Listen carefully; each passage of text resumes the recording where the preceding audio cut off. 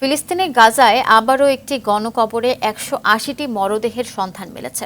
খান ইউনিস শহরের আল নাসের মেডিকেল কমপ্লেক্সে গণকবরটির খোঁজ পায় ফিলিস্তিনের জরুরি সেবা বিভাগ। গাজায় অব্যাহত হত্যাযজ্ঞের মাধ্যমে ইসরায়েলের জন্য $২৬ বিলিয়ন বেশি সামরিক সহায়তা বিল পাশ করেছে যুক্তরাষ্ট্র।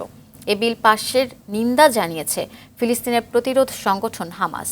বিস্তারিত ইমরান হোসেনের রিপোর্টে। এ নিয়ে গত কয়েকদিনে গাজায় তৃতীয় গণকবরের সন্ধান মিলল।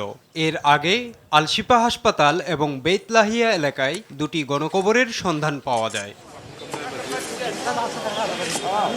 আল শিফা হাসপাতাল থেকে ইসরায়েল 2 সপ্তাহের অবরোধ তুলে নেয়ার পর 15 এপ্রিল সেখানে প্রথম গণকবরের সন্ধান মিলে, যেখানে 15টি মরদেহ পাওয়া যায়।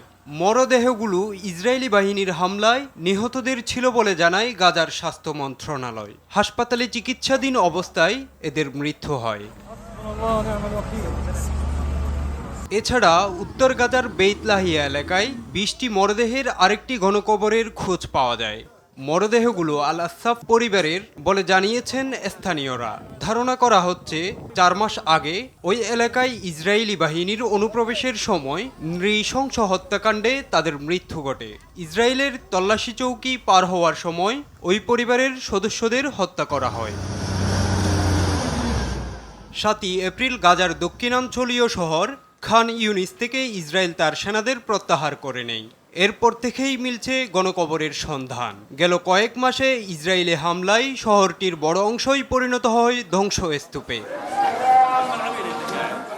এদিকে গাজায় অব্যাহত হত্যাযজ্ঞের মধ্যেই ইসরায়েলের জন্য $26 মিলিয়ন বেশি সামরিক সহায়তা বিল পাশ করেছে যুক্তরাষ্ট্র। এ বিল পাশের নিন্দা জানিয়েছে ফিলিস্তিনের প্রতিরোধ সংগঠন হামাস।